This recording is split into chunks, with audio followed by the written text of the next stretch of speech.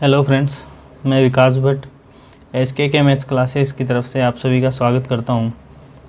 दोस्तों, हम जो टॉपिक पढ़ रहे थे उसका नाम मैं लिख रहा हूं सामने, घन और घनमूल। ये टॉपिक हमारा चल रहा था। इससे संबंधित कुछ बेसिक फैक्ट्स हमने देख लिए थे। आज इससे आगे का जो हिस्सा है वो हम पढ़ेंगे। ठीक है दोस्तों, तो आगे के हिस्से की तरफ हम चलते हैं कि आगे का हिस्सा क्या है, उसी के बारे में आज हम चर्चा करते हैं। ठीक है दोस्तों, तो आगे का हिस्सा कुछ इस प्रकार से है। घन और घनमूल बेसिकली मैंने बता दिया था कि घन क्या चीज़ होती है और घनमूल क्या चीज़ होती है। यहाँ हम ज्ञात करने वाले हैं कि इसको हल करने की विधियाँ कौन कौन सी होती है। हल करने की विधियाँ, किसको हल करने की विधियाँ दोस्तों? घनमूल को, यानी घनमूल ज्ञात करने की विधियाँ कौन कौन सी है। ठीक है, ये चीज़ हमें यहाँ से पता करना है। तो हमें यही पता करना है कि घनमूल ज्ञात करने की विधियाँ कौन कौन सी है। तो यहाँ एक ही चीज़ याद रखनी है दोस्तों कि घनमूल ज्ञात करने की केवल एक ही विधि है, अभाज्य गुणनखंड विधि। अभाज्य गुणनखंड विधि। इस विधि के द्वारा हम क्या ज्ञात कर सकते हैं? घन और घनमूल ज्ञात कर सकते हैं। तो ये विधि है दोस्तों, अभाज्य गुणनखंड घन और घनमूल। घन तो नहीं कह सकते, घनमूल ज्ञात करेंगे इस विधि से। ठीक है, अभाज्य गुणनखंड विधि आपको पता है, पहले आप हल कर चुके हैं। वर्गमूल जब हमने पढ़ा था उसमें हमने ये विधि काम में ली थी। तो यहाँ किस तरीके से हमें हल करना है वो चीज़ें समझनी है। तो एक चीज़ तो हमें पता है कि यहाँ कैसी संख्याएं काम में आएगी, अभाज्य संख्याएं काम में आएगी। दूसरी चीज़, हमें यहाँ कुछ टुकड़े लेने हैं जो किस रूप में होंगे दोस्तों? गुणा के रूप में होंगे, ये भी हमें पता है। अभाज्य संख्याएं काम में लेनी है तो अभाज्य संख्याएं कहाँ से शुरू होगी? 2 से, जिनमें खुद का ही भाग जाएगा। 2 के बाद 3, 5, 7, 9 नहीं होगा, फिर 11, 13, 17, इस तरीके से हम अभाज्य संख्या लेंगे। ठीक है दोस्तों, तो इसको हल करने से पहले एक चीज़ और बता देता हूँ मैं कि हमें कम से कम 1 से लेकर 10 तक के क्यूब याद होना ज़रूरी है, जो कि मैंने बेसिक्स में बता भी दिए थे, फिर भी मैं एक बार बता देता हूँ। 1 का क्यूब क्या हो गया दोस्तों? 1 हो गया। 2 का क्यूब क्या हो गया? 8 हो गया। 3 का क्यूब 27 हो गया। 4 का क्यूब 64 हो गया।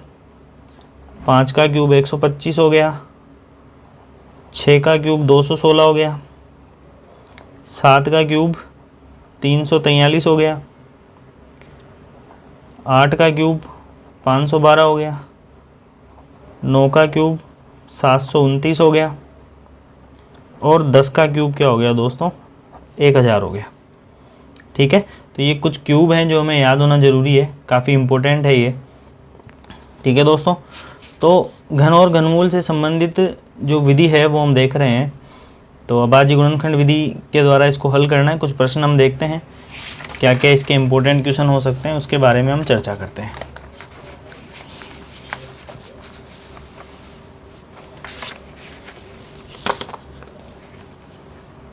तो ये कुछ क्वेश्चन हैं जो दोस्तों आपके सामने मैं रख रहा हूँ।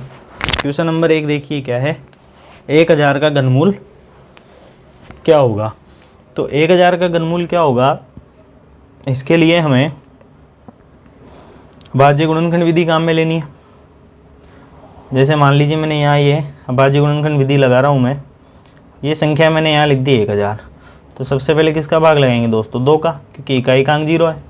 तो क्या हो गया? 2 पंजे 10, यानी 500 में लिख सकता हूँ। फिर 2 का भाग लगाऊंगा तो 250 लिख सकता हूँ, भाग लगाने पर 250 आ जाएगा। फिर मैं 125 लिख सकता हूँ। यहाँ इकाई का अंक 5 है, तो इकाई का अंक 0 या 5 होने पर किसका भाग जा सकता है दोस्तों? 5 का, लेकिन 3 के लिए चेक जरूर करें। तो 3 के लिए अगर हम इसको चेक करें तो 5 और 2 7, 7 और 1 8, यानी 3 का भाग नहीं जाएगा। तो हम किसका भाग देंगे? 5 का। 12 में देंगे, 5 दूने 10, 2 बच गया दोस्तों। 2 बचने पर यहाँ कितना बन गया? 25, और ये हो गया 25 25। पचम 25, 5 एकम 5। ठीक है दोस्तों, तो एक चीज़ हमें यहाँ याद रखनी है कि जब भी हम घनमूल ज्ञात करेंगे तो अभाज्य गुणनखंड विधि द्वारा घनमूल ज्ञात करने पर, थोड़ा सा मैं उसको एक बार और देख लेते हैं। ठीक है, फिर इस प्रश्न पे हम वापस आते हैं।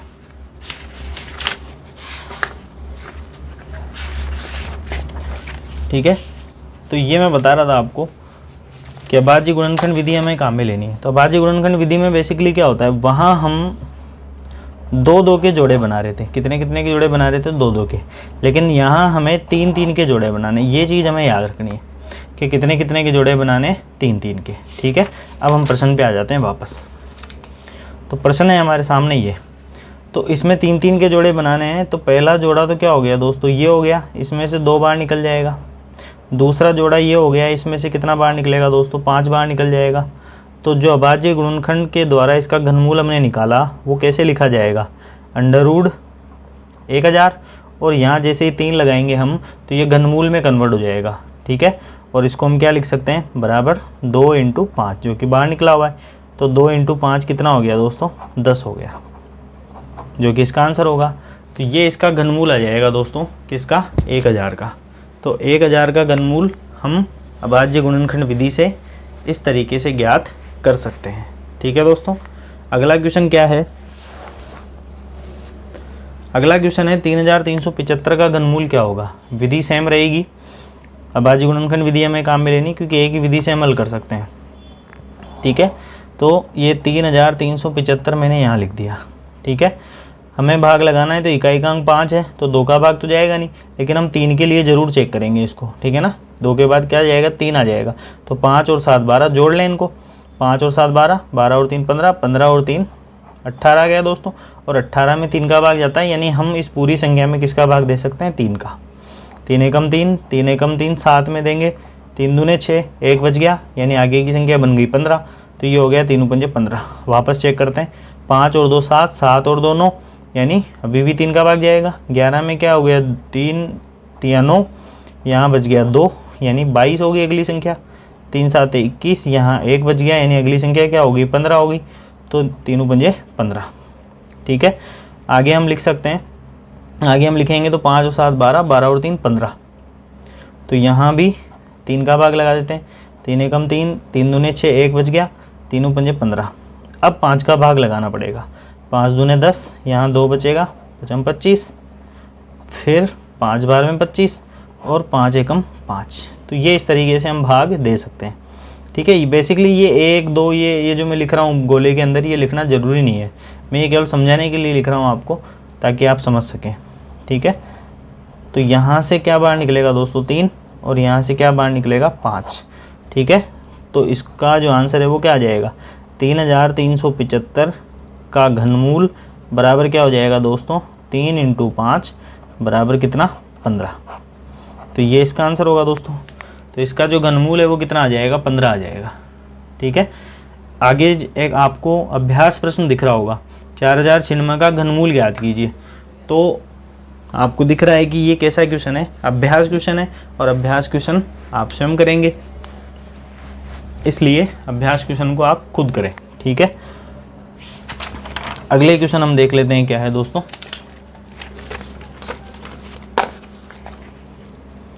क्वेश्चन नंबर 3 देखिए क्या है। क्वेश्चन नंबर 3 है, वह छोटी से छोटी संख्या ज्ञात करें जिससे 675 को गुणा करने पर गुणनफल पूर्ण घन बन जाए।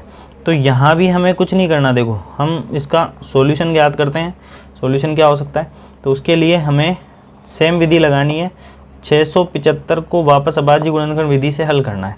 ठीक है, और यहाँ एक चीज़ ध्यान रखना दोस्तों, ये केवल गुणा और भाग के क्वेश्चन पूछेगा। क्यों पूछेगा, क्योंकि अगर ये प्लस माइनस या घटाने या जोड़ने की क्वेश्चन पूछता है तो ऐसी स्थिति में तो भाग विधि काम में आएगी, और यहाँ भाग विधि काम में ही नहीं आ रही है। यहाँ केवल कौन सी विधि काम में आएगी, अभाज्य गुणनखंड विधि। तो इसको हल करते हैं, जोड़ के देखें कितना आ रहा है, 5 और 7 12, 12 और 6 18, यानी हम 3 का भाग लगा सकते हैं। 3 दूने 6, यहाँ 3 दूने 6, 1 बचेगा, तो आगे हो गया 3 × 5 15।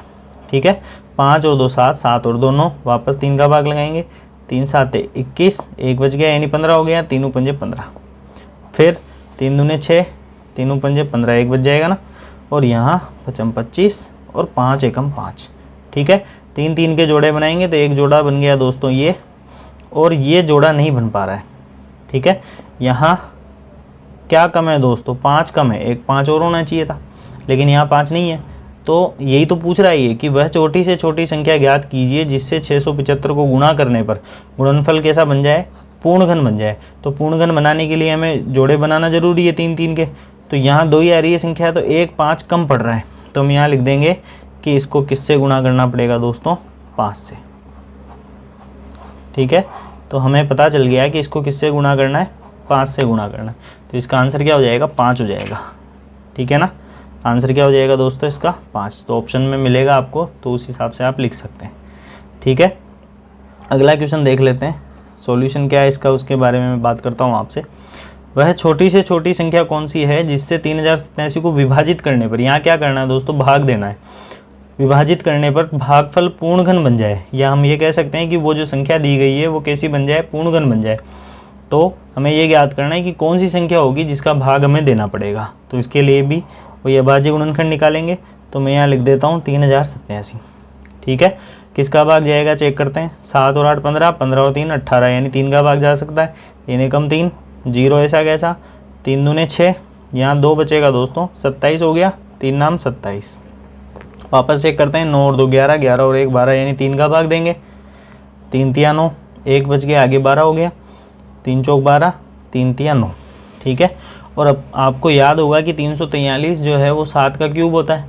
ठीक है, और याद नहीं है तो फिर आगे 3 आ रहा है तो 5 का भाग जाएगा नहीं, 5 के बाद 7 का भाग दोगे तो 7 को आपको चेक करना पड़ेगा। ठीक है, तो आप हल करते हैं इसको, तो क्या होगा, 7 का भाग जाएगा इसमें।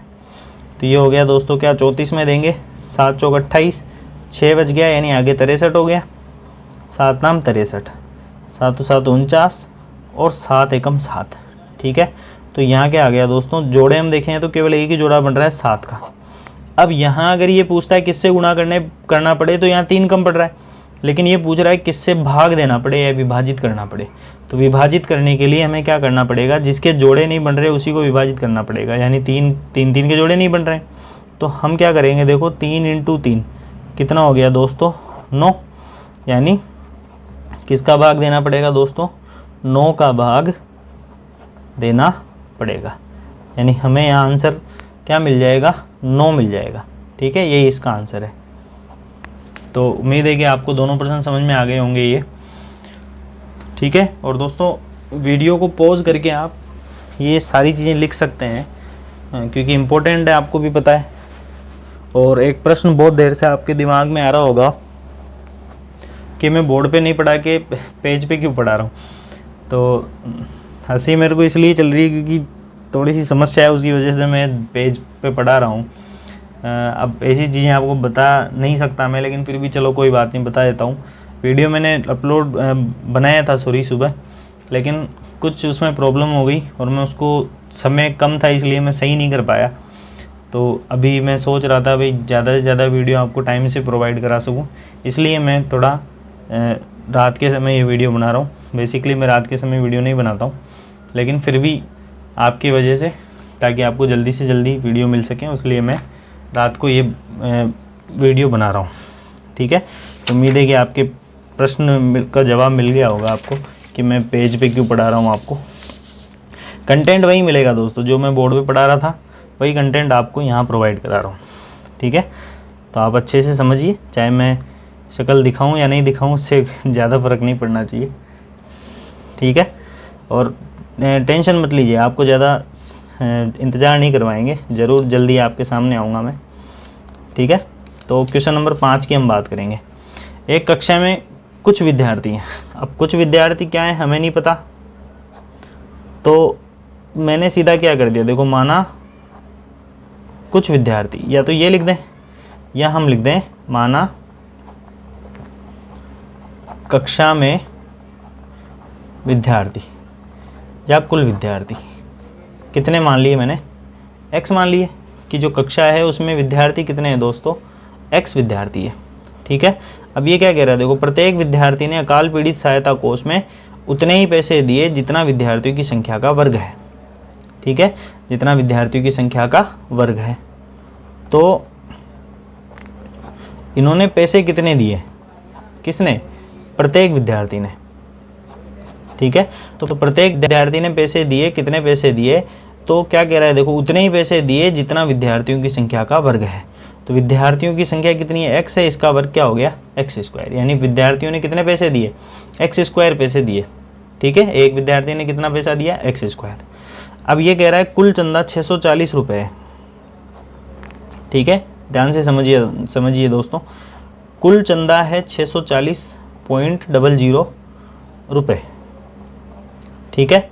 तो यहाँ एक चीज़ समझना, कुल चंदा की जगह अगर मैं देखो, यहाँ हमें पता है टोटल विद्यार्थी कितने, x है, और एक विद्यार्थी कितने पैसे दे रहा है, एक्स स्क्वायर। तो अगर मैं x को एक्स स्क्वायर से गुणा कर दूँ तो क्या 640 के बराबर होगा, दिमाग लगाना दोस्तों। यहाँ एक विद्यार्थी, कक्षा के कुल विद्यार्थी कितने हैं, x है, ठीक है। टोटल विद्यार्थी को अगर मैं उसके पैसे से गुणा कर दूँ तो उसके पूरे विद्यार्थियों द्वारा दिया गया चंदा आ जाएगा। इसको ऐसे समझिए, जैसे मान लीजिए कक्षा में टोटल विद्यार्थी हैं चार तो क्या लेंगे, जैसे 14 मान लो, कक्षा में टोटल विद्यार्थी कितने, 14 है, और एक विद्यार्थी मान लो 10 रुपये दे रहा है, ठीक है। तो अगर मैं इसको गुणा करता हूँ तो कुल चंदा नहीं आएगा, क्या आ जाएगा ना, 140। तो कुल चंदा 140 है। वही मैं यह कह रहा हूँ कि विद्यार्थियों की संख्या को अगर हम उसके दिए गए पैसे से गुणा कर देते हैं तो हमें टोटल चंदा वहाँ मिल जाएगा, जो कि 640 रुपये है, ठीक है। तो आगे मैं हल करता हूँ, x को एक्स स्क्वायर से गुणा करेंगे x क्यूब आ जाएगा, और इधर आ गया 640.00 जो कि रुपए में है। यहाँ से अगर मैं क्यूब हटाता हूँ तो दोस्तों आपको पता है, जैसे ही मैं क्यूब हटाऊँगा तो इधर आ जाएगा x बराबर 640 की घात 1/3, और 640 की घात 1/3 का मतलब क्या हो गया, √640, और यहाँ आ गया 3, चूँकि ये रुपए में। और अब यहाँ ये चीज़ समझना दोस्तों, अगर मैं 640 रुपये ही रखता हूँ तो ये हल ही नहीं होगा, ठीक है ना। मैं ये क्यों कह रहा हूँ, क्योंकि ये हल क्यों नहीं होगा, ऐसा मैं क्यों कह रहा हूँ, इसलिए कह रहा हूँ क्योंकि 640 अब पूर्ण घन संख्या नहीं है, इसलिए ये हल नहीं हो पाएगा। तो हम क्या करें, 640 को पूर्ण घन संख्या के रूप में लिखें। तो उसके लिए क्या करेंगे दोस्तों, उसके लिए हम रुपये से इसको पैसे में कन्वर्ट कर दें। तो मैं इसको कैसे लिख सकता हूँ, 3 ऐसा कैसा, ये 640 और मैंने रुपये हटा के 100 से गुणा कर दिया, तो ये किस में कन्वर्ट हो गया दोस्तों, पैसे में, ठीक है यहाँ तक। तो यहाँ जो संख्या है वो क्या आ जाएगी, x बराबर ये घनमूल कितना 640 और 00, 100 से गुणा करने पर ही आ जाएगा। तो घनमूल क्या आ गया दोस्तों इसका, यहाँ मैं इसको क्या लिख सकता हूँ, जैसे मैं अलग लिखूँ तो 64 × 1000, तो ये आ जाएगा x बराबर, देखो 64 का घनमूल क्या हो गया दोस्तों, 4 हो गया, और 1000 का घनमूल कितना हो गया, 10 हो गया, यानी x बराबर कितना आ गया दोस्तों, 40। ये आपका आंसर होगा, ठीक है। यानी x बराबर 40 आ जाएगा, जो कि किसकी संख्या है दोस्तों, विद्यार्थियों की संख्या। तो यही तो पूछ रहा है प्रश्न में कि विद्यार्थियों की संख्या कितनी है, ठीक है दोस्तों। तो इस तरीके से हम इस क्वेश्चन को हल कर सकते हैं। उम्मीद है कि आपके समझ में आया होगा। तो अगले क्वेश्चन की तरफ चलते हैं। क्वेश्चन नंबर 6 क्या है, देखो, एक बक्से में 74,088 गोलियां घन के रूप में रखी हुई है। किस रूप में रखी हुई है दोस्तों, घन के रूप में रखी हुई है। तो अगर घन के रूप में रखी हुई है तो आगे क्या कह रहा है, बक्से में गोलियों की कितनी तहें हैं, तहें मतलब लेयर्स कितनी है, ठीक है। तो हमें क्या करना है दोस्तों, ऐसे प्रश्न के अंदर जैसे अगर हम इसका सॉल्यूशन ज्ञात करें तो हमें बेसिकली करना है क्या है, सिंपल सा क्वेश्चन है, बक्से में इतनी टोटल गोलियां रखी हुई है, घन के रूप में रखी हुई है। तो इसको हल करने के लिए, क्योंकि ये गोलियों की संख्या पूछ रहा है, तो हमें कुछ नहीं करना, हमें इसका यानी घन का उल्टा ज्ञात करना है, यानी घनमूल ज्ञात करना है, ठीक है। किसका घनमूल ज्ञात करना है, 74,088 का घनमूल ज्ञात करना है, ठीक है। तो मैं ये उम्मीद कर रहा हूँ कि आप खुद इस क्वेश्चन को करें, ठीक है। तो ये प्रश्न आपके लिए छोड़ रहा हूँ दोस्तों, मैं ये आपके लिए मैं क्या दे रहा हूँ, अभ्यास या प्रैक्टिस के लिए मैं ये क्वेश्चन दे रहा हूँ कि आप इसको हल करें। जैसे ही आप घनमूल निकालेंगे आपको इसका आंसर मिल जाएगा, ठीक है। और आंसर जो है इसका मैं बता दूं या नहीं बताऊं आपको, आप खुद करें इसको हल, या मैं बता देता हूं। चलो, आंसर इसका क्या आएगा दोस्तों, 42 आएगा, ठीक है ना। आप इसको हल करेंगे तो इसका आंसर क्या मिल जाएगा आपको, 42 मिल जाएगा, ठीक है। तो आप इसको हल करें और चेक करें कि आपके जो उत्तर है वो 42 प्राप्त होता है या नहीं होता है, ठीक है। तो उम्मीद है कि आपको समझ में आ रहा होगा। अगले क्वेश्चन की तरफ चलते हैं हम। क्वेश्चन नंबर 7, ठीक है। क्वेश्चन नंबर 7 क्या है दोस्तों? क्वेश्चन नंबर 7 है 0.00343 का घनमूल क्या होगा। तो घनमूल याद करना है हमें, यहाँ भी सॉल्यूशन की बात करते हैं हम।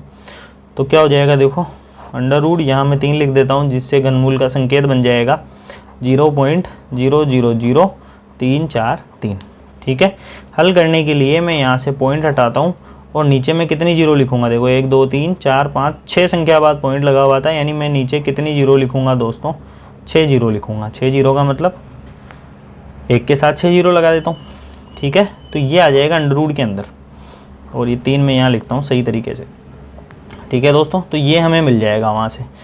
तो अगर मैं इसको सही से लिखूँ तो ऊपर तो है 343 और नीचे मैं लिख सकता हूँ ये 1 के साथ में 6 जीरो, ठीक है, ये ठीक है।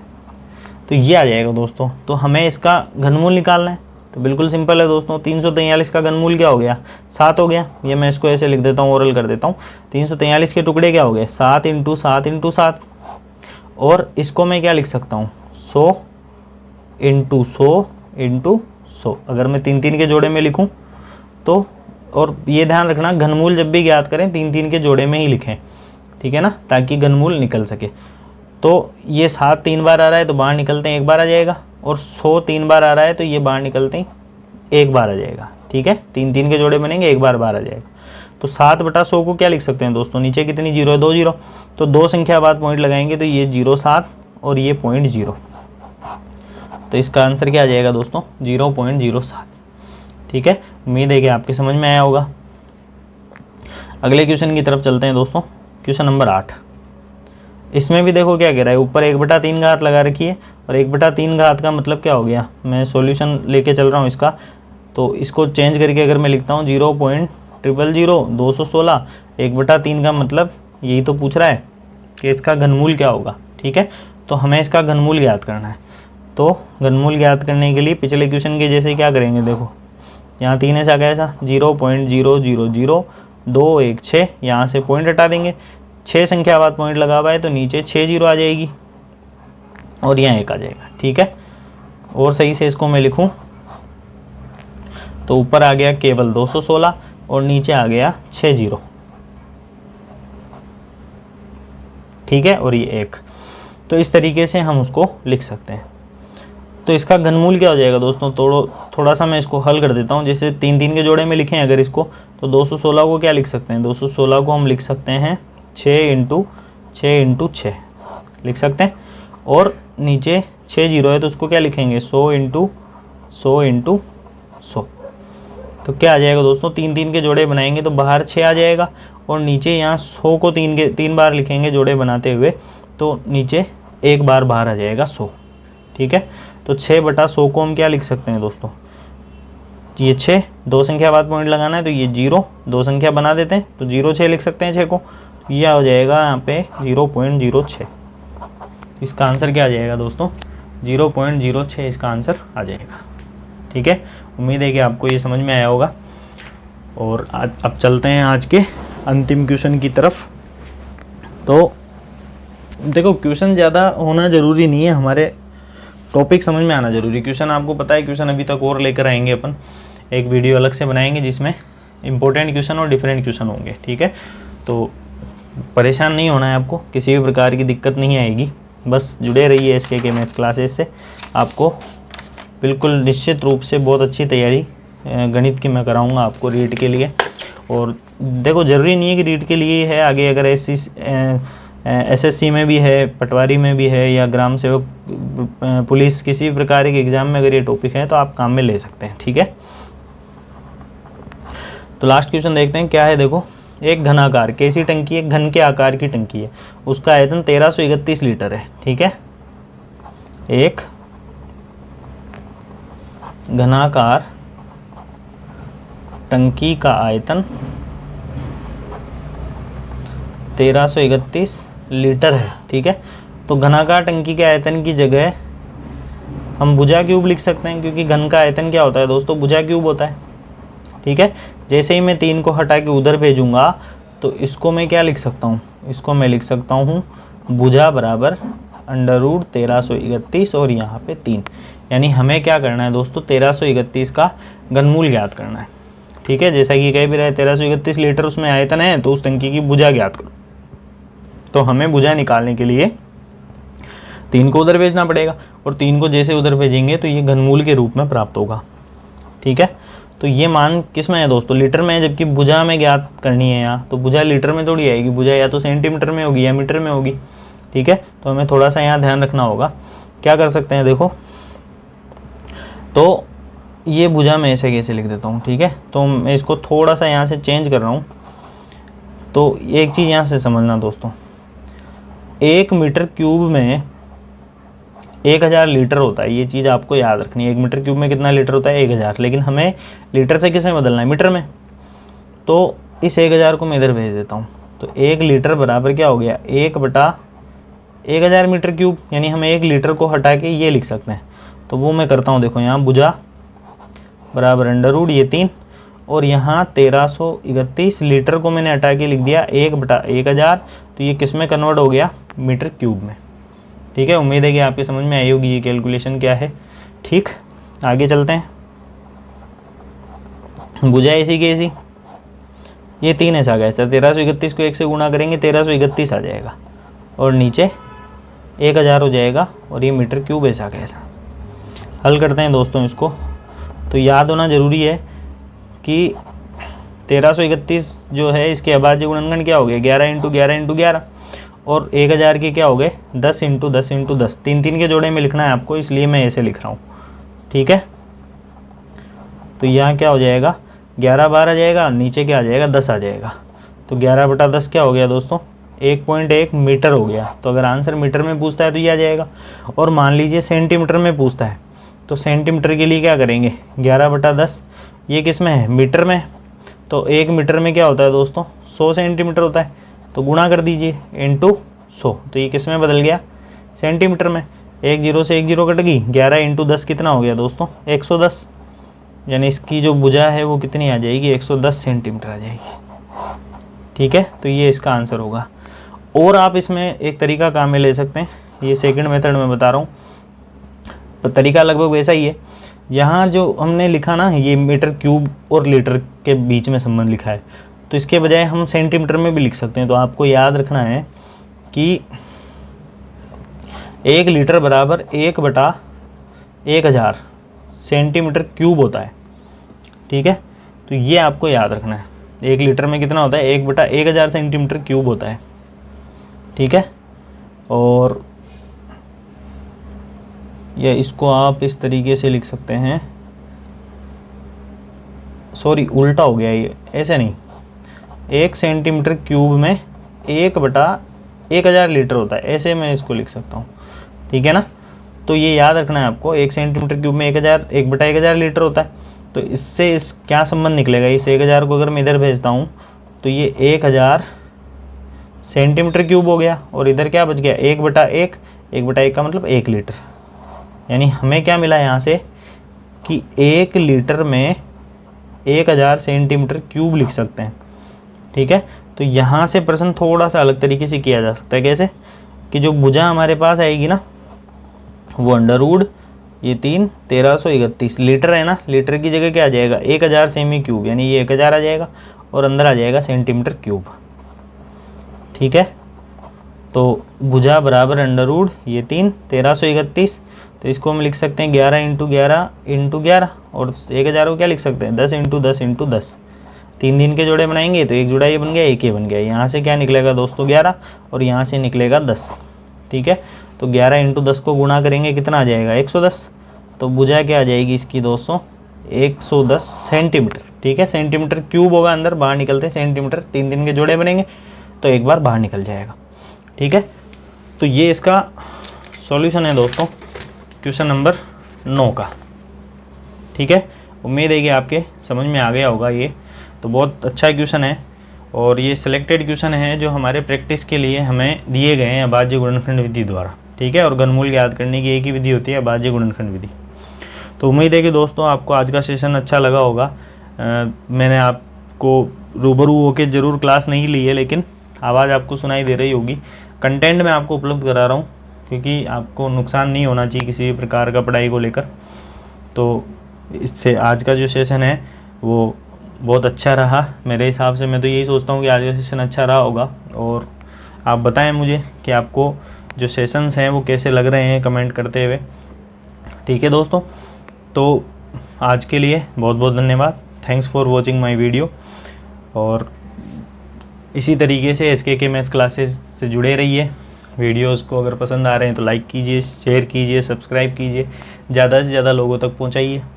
ठीक है दोस्तों, तो मिलते हैं अगले वीडियो में, और तब तक के लिए बहुत बहुत धन्यवाद। जय हिंद, जय भारत दोस्तों।